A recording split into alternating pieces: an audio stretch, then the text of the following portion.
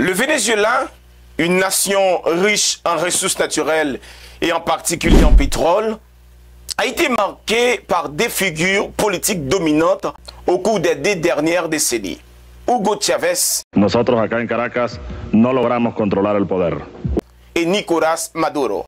Ha llegado la hora de la recuperación económica y necesitamos.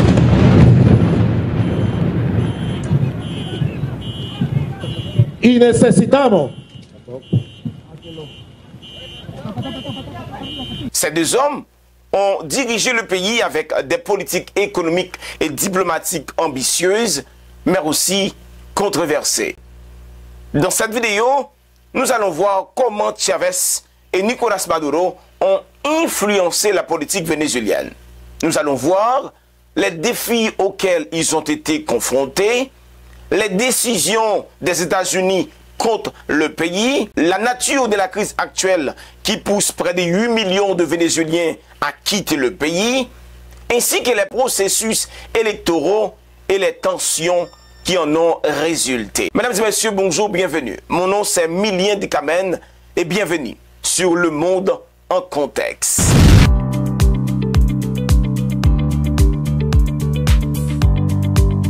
Hugo Chávez, l'ascension d'un leader révolutionnaire. Les débuts de Hugo Chávez. Né le 28 juillet 1954 à Sebanata, Chávez est issu d'une famille modeste.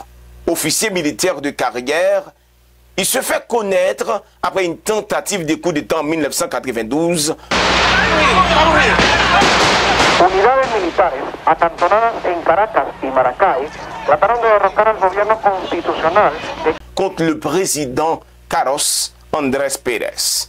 Et malgré l'échec de cette tentative, Chávez a gagné une popularité considérable en raison de ses critiques contre la corruption et l'inégalité au sein du gouvernement vénézuélien. No logramos controlar el poder. Ustedes lo hicieron muy bien por allá, pero ya es tiempo de evitar más derramamiento de sangre, ya es tiempo de reflexionar y vendrán nuevas situaciones y el país tiene que enrumbarse definitivamente hacia un destino mejor. Maintenant, l'élection en 1998. En 1998, Chávez est élu président du Venezuela sur une plateforme promettant des réformes radicales pour lutter contre la pauvreté et la corruption qui rongent le pays. En Venezuela tiene su hora, y es que llegó la hora del pueblo.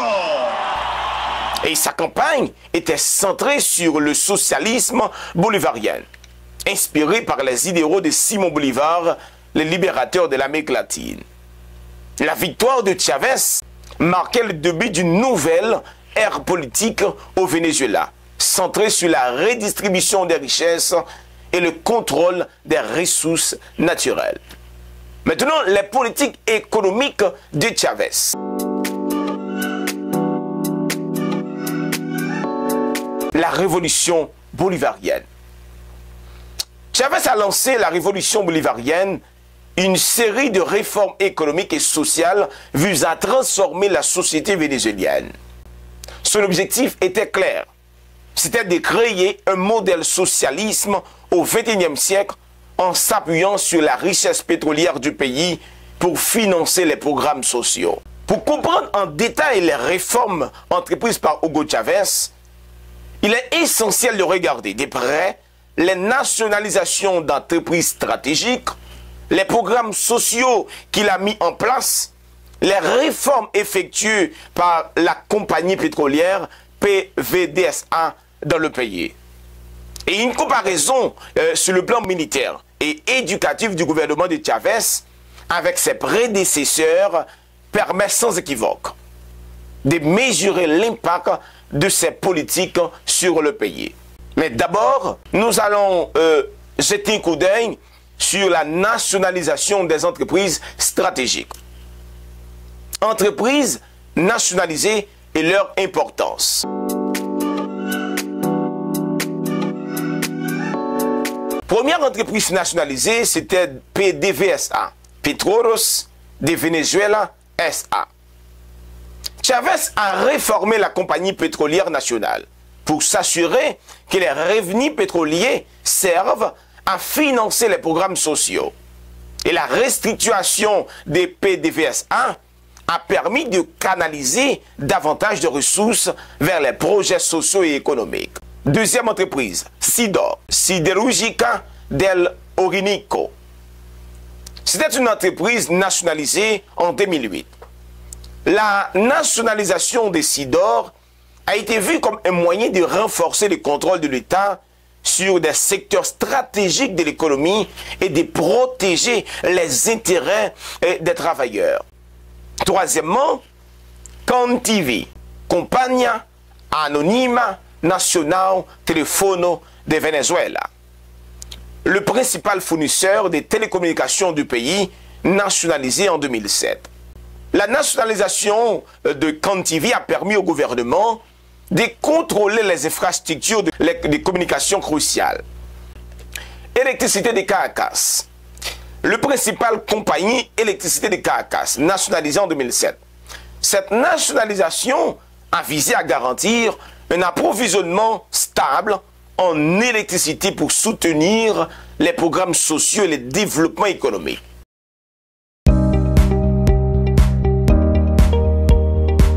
Maintenant, les programmes sociaux. D'une manière pour réduire la pauvreté dans le pays, Chavez a mis en place plusieurs programmes sociaux, souvent appelés missions, pour améliorer la qualité de vie des Vénézuéliens. Et voici quelques-uns des plus significatifs. D'abord, Mission Barrio Adentro. Mission Barrio Adentro, c'était un programme de soins de santé primaires visant à fournir un accès gratuit aux services médicaux dans les quartiers les plus défavorisés. Mission Barrio Adentro a établi des cliniques dans les quartiers pauvres et des zones rurales, fournissant des soins médicaux gratuits. Je vous rappelle que ce programme a été soutenu par des médecins cubains grâce à un accord entre le Venezuela et le Cuba. Cela a grandement amélioré l'accès aux soins de santé pour la population défavorisée dans le pays. Mission Robinson. Cette initiative avait pour objectif d'éradiquer l'analphabétisme en offrant des cours d'alphabétisation aux adultes. Mission Robinson a été l'initiative principale pour combattre l'analphabétisme dans le pays. Le programme utilisait des méthodes d'enseignement cubain et s'est appuyé sur des volontaires pour enseigner aux adultes analphabètes. Et je vous rappelle, en 2005, l'UNESCO a déclaré que le Venezuela était un territoire libre d'analphabétisme, bien que cette affirmation ait été contestée par plusieurs personnes. Mission Mercal. Mission Mercal, c'était un réseau de supermarchés subventionnés par l'État pour fournir des denrées alimentaires à un prix réduit aux populations à faible revenu. Mission Ribas, un programme pour permettre aux adultes de terminer leurs études. Mission Habitat. Mission Habitat était un programme de construction de logements sociaux pour les personnes à faible revenu. Et il ne faut pas oublier que Chavez a eu tous ses succès dans plusieurs domaines clés de la vie nationale en ayant augmenté le PIB du pays avec la vente de pétrole et la privatisation des entreprises jugées indispensables pour stabiliser l'économie du pays. Et une simple comparaison du PIB du Venezuela lors de son mandat et celle de ses prédécesseurs suffit à vous prouver comment il a pu réaliser ce qu'on pourrait appeler une prouesse économique. Et oui, en effet, avant Chavez, sur le gouvernement de Rafael Caldera, 1994-1999, le Venezuela traversait une période de crise économique avec des taux d'inflation élevés et une dette publique croissante. Les politiques économiques étaient plus libérales, avec une privatisation des entreprises publiques. En 1994, afin que vous puissiez avoir une idée, le PIB du Venezuela était environ de 95,5 milliards de dollars.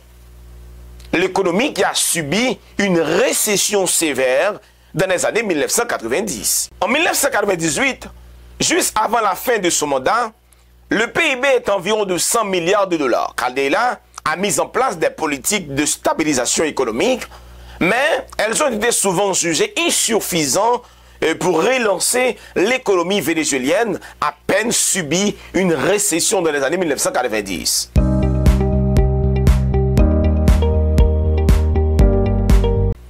PIB Hugo Chavez 1999-2013. Hugo Chavez a bénéficié d'une période de prix élevé du pétrole, ce qui a eu un impact significatif sur l'économie vénézuélienne.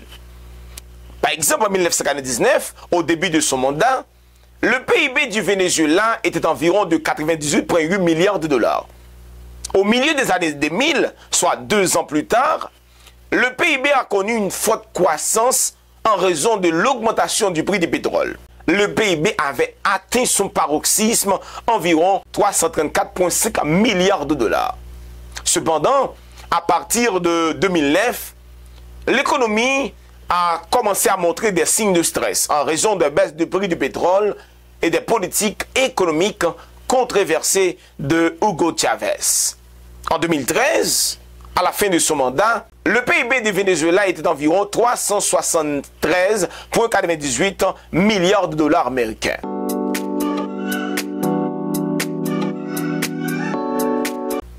Les politiques diplomatiques de Chavez. Dès son entrée au pouvoir, Chavez s'est positionné comme un leader anti-impérialiste, critiquant ouvertement les États-Unis d'Amérique. Ayer estuvo el diablo aquí.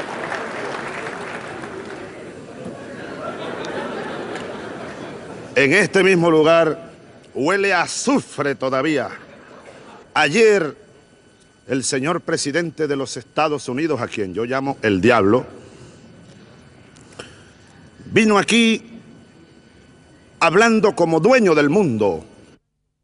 Un psiquiatra no estaría de más para analizar el discurso de ayer del presidente de los Estados Unidos. D'Amérique, et en forgeant des alliances avec des pays comme le Cuba, la Russie, l'Iran, il a cherché à construire une coalition de pays opposés à l'influence américaine en Amérique latine. C'est ainsi qu'a commencé le problème du chavisme. Parce que Hugo Chavez a mis le doigt là où il ne fallait pas. De manière à promouvoir l'intégration économique et politique de l'Amérique latine sur des bases du socialisme et d'une pierre deux coups contrer l'influence des États-Unis et des institutions financières internationales comme le FMI, la Banque mondiale dans l'Amérique latine, en 2004, Chavez a cofondé l'Alliance bolivarienne pour les Amériques, ALBA. L'objectif était clair. ALBA, son objectif était intégration et solidarité régionale, c'est-à-dire promouvoir une intégration plus étroite entre les pays membres sur la base de la solidarité, de la coopération plutôt de la compétition économique solidaire des ALBA. ALBA avait pour objectif économique de développer une économie basée sur les principes de justice sociale et l'équité et de la solidarité. ALBA visait à réduire les inégalités et à améliorer les conditions de vie des populations les plus vulnérables. Souveraineté et indépendance. ALBA avait pour mission de renforcer la souveraineté nationale et régionale et réduire la dépendance vis-à-vis des institutions financières internationales et des puissances extérieures. Développement social. ALBA avait pour mission de mettre en œuvre des programmes sociaux pour améliorer l'éducation, la santé, le logement et d'autres services de base pour les populations des pays membres. Commerce équitable. ALBA avait pour mission également de promouvoir un commerce basé sur l'équité et la complémentarité, en contrastant avec les accords de libre-échange traditionnels qui favorisent souvent les intérêts des pays les plus puissants. Et les ambitions de Chavez, il voulait défier les États-Unis sur son propre terrain de jeu. Il faut toutefois remarquer que les ambitions de Chavez voulant défier les États-Unis sur son propre terrain de jeu étaient suicidaires. non seulement pour Chavez, mais également pour le chavisme et pour tout le Venezuela. Les relations entre le Venezuela et les États-Unis se sont détériorées sous la présidence de Chavez. Ses discours virulents contre l'impérialisme américain et ses alliances avec des régimes opposés aux intérêts américains ont conduit à des tensions croissantes. Et les États-Unis, de son côté, ils critiquent les politiques de Chavez, l'accusant de porter atteinte à la démocratie et aux droits de l'homme.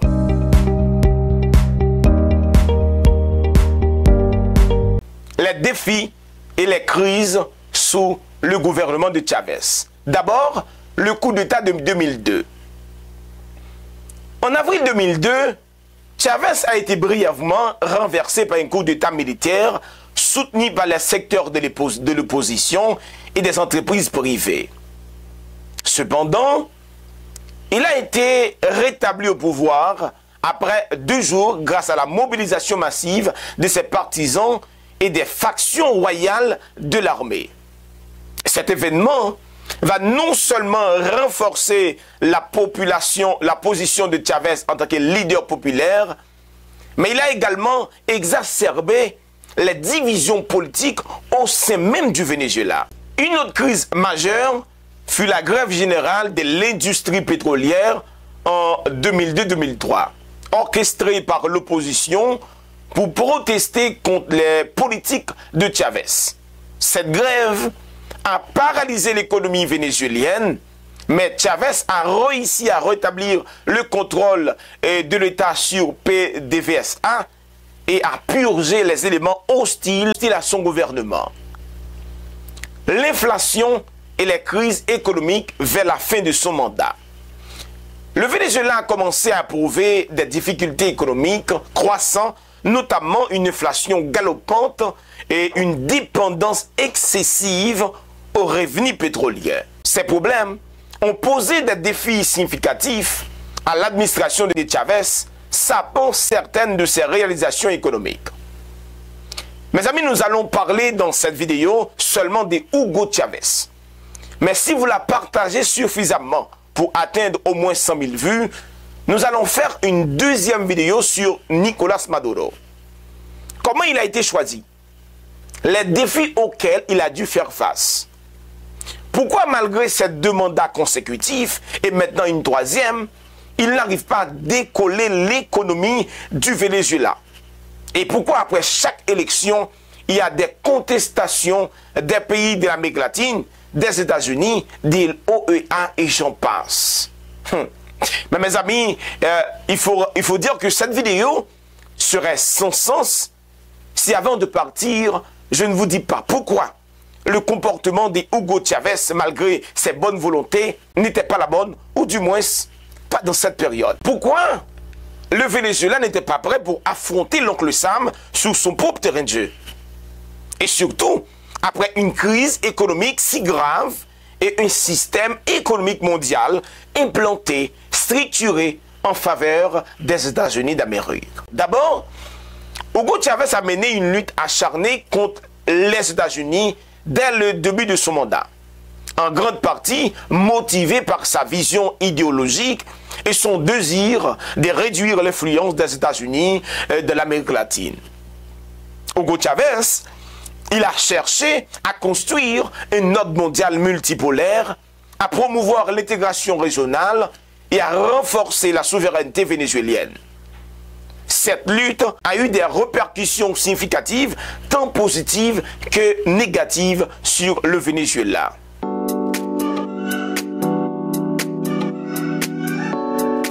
Contexte et motivation de la lutte contre les États-Unis.